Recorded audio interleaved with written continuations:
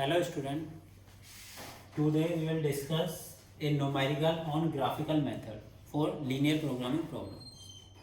तो ये एक न्यूमेरिकल दिया हुआ है लीनियर प्रोग्रामिंग प्रॉब्लम्स पर, जिसमें आपका ऑब्जेक्टिव फंक्शन दिया हुआ है maximum z 3x1 plus 4x2। इस ऑब्जेक्टिव फंक्शन को मैक्सिमाइज करना है। कंस्ट्रेंट्स क्या दिए हुए हैं जिन्हें बोलते हैं सब्जेक्टेड टू। हमारे कंस्ट्रेंट है 5x1 plus 4x2 less than equal to 200। Second constraint 3x1 plus 5x2 less than equal to 150। Third constraint 5x1 plus 4x2 greater than equal to 100। और जो ये x1 x2 वेरिएबल्स हैं इनकी condition दी हुई है x1 x2 should be greater than equal to 0।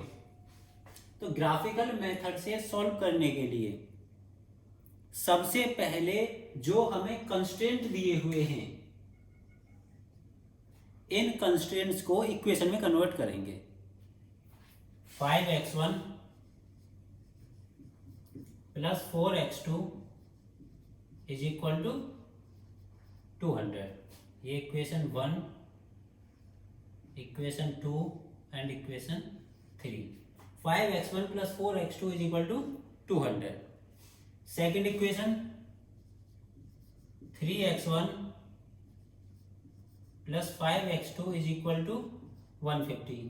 Third equation 5x1 plus 4x2 is equal to 100।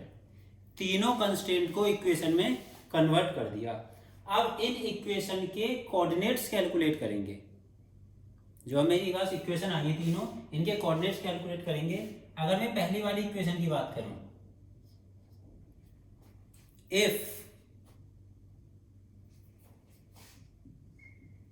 Value of x1 is equal to 0, x1 की value अगर 0 रखेंगे तो यहां से x2 की वैल्यू क्या आएगी?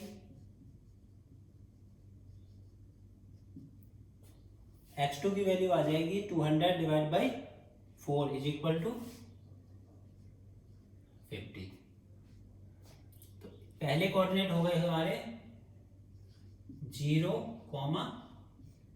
50।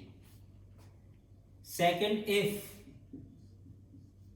x2 is equal to 0, then अगर x2 की वैल्यू 0 हो जाए तो ये पूरी term 0। 5x1 is equal to 200, x1 is equal to क्या आ जाएगा? 40। कोऑर्डिनेट क्या हो गए? 40, 0। पहली इक्वेशन के दोनों कोऑर्डिनेट्स आ गए 0, 50 and 40, 0। Second equation, if x1 is equal to 0, अगर x1 की value 0, 5x2 is equal to 150, so x2 is equal to 30, then x2 is equal to 30, so coordinates are 0, 30. If x2 is equal to 0, then x1, अगर x2 की value हमने 0 रखी तो 3x1 is equal to 150, so x1 is equal to 50. Coordinates are 50 and 0. Third equation 5x1 plus x2, if x1 is equal to 0, then x1 जब हमने 0 रखा है इसमें 4x2 is equal to 100, so x2 is equal to 20। x2 is equal to 25, so coordinates are 0 and 25. If x2 is equal to 0, अगर x2 को 0 रखेंगे यहाँ पर, x2 is equal to 0, 5x1 is equal to 100, so x1 is equal to 20. Coordinates 20, 0. अब इन coordinates को हम graph में plot करेंगे। जो हमारे पास कोऑर्डिनेट्स आ गए, पहली इक्वेशन के कोऑर्डिनेट, सेकंड इक्वेशन के कोऑर्डिनेट एंड थर्ड इक्वेशन के कोऑर्डिनेट, इन्हें ग्राफ पर प्लॉट करेंगे।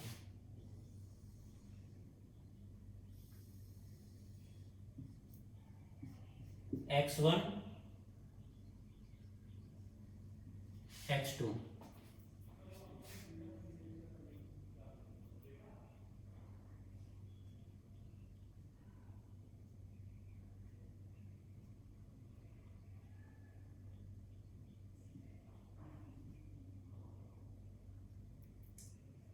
10 20 30 40 50 60 10 20 30 40 50 एंड 60।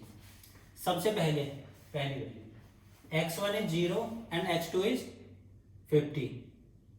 x1 की वैल्यू 0, x2 की वैल्यू 50, कौन सा पॉइंट होगा? Second x1 is 40, x2 is 0, x1 की वैल्यू 40 एंड 0। पहली इक्वेशन के ये दोनों पॉइंट हमारे पास आ गए, दोनों पॉइंट को हम मैच करा देंगे। ये वो इक्वेशन नंबर 1। सेकेंड इक्वेशन का first point 0 and 30, x1 is 0, x2 is 30, point ये आएगा। And second point x1 is 50 and x2 is 0, 50 and 0, दोनों पॉइंट को मैच करा देंगे। Equation number 2। उसके बाद next x1 is 0, x2 is 25, x1 is 0 and x2 is 25, ये आया point. Second x1 is 20 and x2 is 0, इन दोनों पॉइंट को मैच करा देंगे। ये हो गया इक्वेशन नंबर 3। जो तीन इक्वेशन के कोऑर्डिनेट्स हमारे पास थे उनकी हेल्प से हमने ग्राफ पर तीनों लाइन प्लॉट की, लाइन 1, लाइन 2, लाइन 3। अब इसके लिए हम एक फिजिबल रीजन देखेंगे कि ऐसा एक कौन सा कॉमन रीजन है जिसमें ये तीनों इक्वेशन सेटिस्फाई होती हैं। सबसे पहली इक्वेशन अगर मैं देखूं 5x1 plus 4x2 is less than equal to 200। जब लेस देन इक्वल टू की बात करते हैं उससे बॉटम, उससे बिलो डेटा यहां इसे सेटिस्फाई करेगा। यानी कि पहली इक्वेशन आपकी लेस देन इक्वल टू है, इसका मतलब डाउनवर्ड डायरेक्शन में इसका फिजिबल रीजन आएगा। पहली लाइन, ये पहली लाइन के डाउनवर्ड रीजन आपका एक फिजिबल रीजन होगा। उसके बाद सेकंड लाइन अगर हम देखें, सेकंड लाइन है आपका less than equal to again downward region. Second line ये इसका भी downward region. And third equation is greater than equal to का मतलब है कि अपवर्ड रीजन, इससे ऊपर का जो रीजन होगा वो इस लाइन के लिए फिजिबल रीजन होगा। थर्ड लाइन से ऊपर का जो रीजन होगा इसके लिए फिजिबल रीजन होगा। अब तीनों में इससे बिलो रीजन, इससे नीचे का जो रीजन है वो फिजिबल रीजन, इस लाइन से भी नीचे का फिजिबल रीजन, बट इस लाइन से ऊपर का फिजिबल रीजन। तो एक कॉमन ऐसा रीजन आएगा जिसमें तीनों लाइन एग्जिस्ट करेंगी, फर्स्ट सेकंड थर्ड, तीनों लाइन का एक कॉमन रीजन जिसमें तीनों लाइन सेटिस्फाई हो, उस रीजन को बोलेंगे हम फिजिबल रीजन। ये जो रीजन आ रहा है यहां पर, ये एक फिजिबल रीजन है।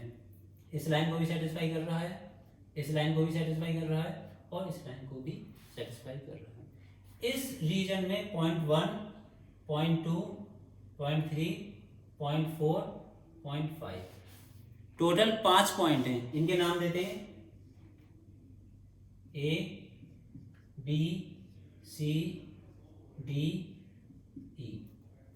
5 पॉइंट फिजिबल रीजन में हमारे पास हैं।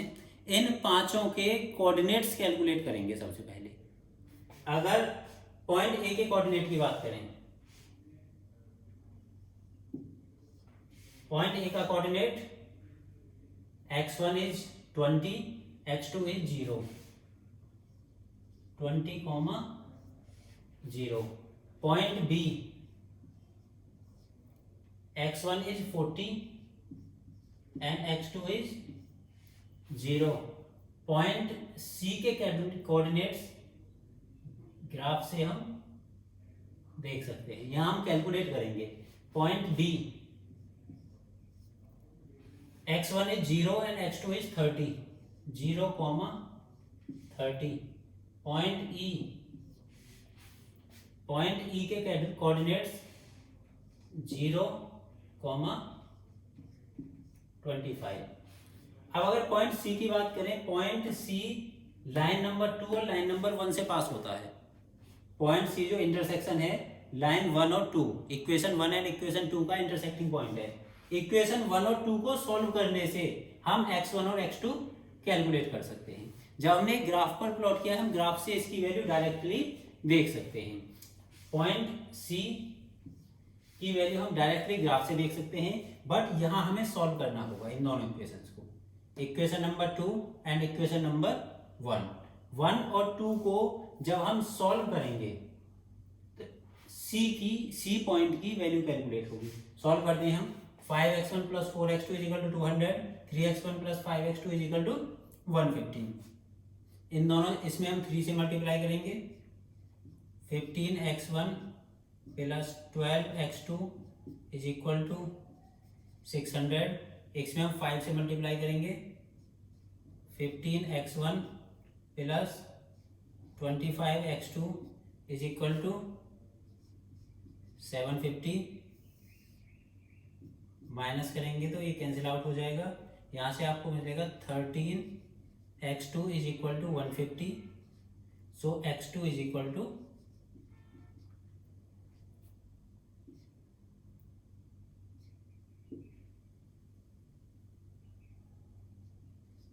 11.5। x2 की इस वैल्यू को हम पहली वाली इक्वेशन में रखेंगे। पहली वाली इक्वेशन से x1 कैलकुलेट हो जाएगा, हो गया जाएगा 5x1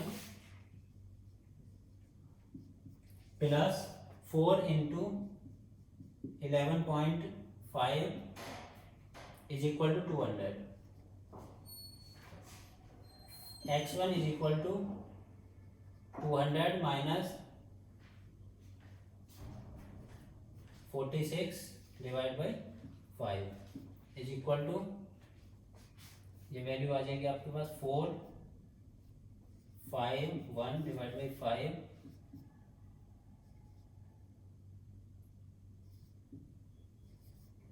30.8। x1 x2 की यहाँ पर वैल्यू कैलकुलेट हो गया अभी। अब इन सभी कोऑर्डिनेट्स के लिए 30.8, 11.5 सभी पॉइंट के लिए इस ऑब्जेक्टिव फंक्शन में हम वैल्यूज पुट करेंगे। अब ऑब्जेक्टिव फंक्शन में वैल्यूज रखेंगे।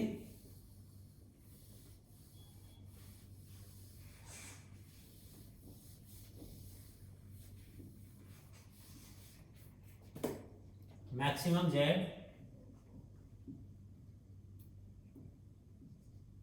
at point A 20 and 0, 3 into 20 plus 4 into 0 is equal to 60.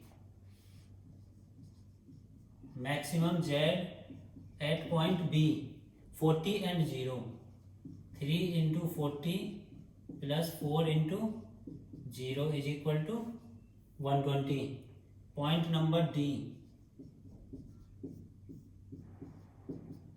0 and 30, 3 into 0 plus 4 into 30 is equal to 120. Point number E 0 and 25, 3 into 0 plus 4 into 25 is equal to 100. Maximum Z at point C 3 into 30.8 plus 4 into 11.5 is equal to 95 plus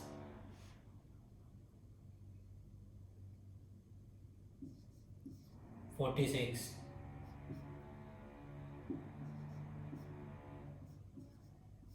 141।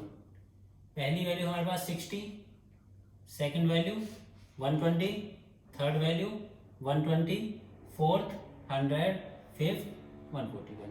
हमें पूछा हुआ है maximum, इन सभी values में से सबसे maximum value कौन सी है? 141.4। So maximum Z is equal to 141.4। ये हमारा फाइनल आंसर होगा ग्राफिकल मेथड की हेल्प से। सबसे पहले इक्वेशन बनाएंगे, इन इक्वेशंस को ग्राफ पर प्लॉट करेंगे, प्लॉट करने के बाद फिजिबल रीजन फाइंड करेंगे। फिजिबल रीजन में जितने भी पॉइंट्स होंगे उन सभी पॉइंट पर हम मैक्सिमम जेड की वैल्यू कैलकुलेट करेंगे, और जिस पॉइंट पर वैल्यू मैक्सिमम आ जाएगी वो हमारा फाइनल आंसर होगा। नेक्स्ट उसमें हम सिंप्लेक्स मेथड पढ़ेंगे, ग्राफिकल एलपीपी का सिंप्लेक्स मेथड। Thank you.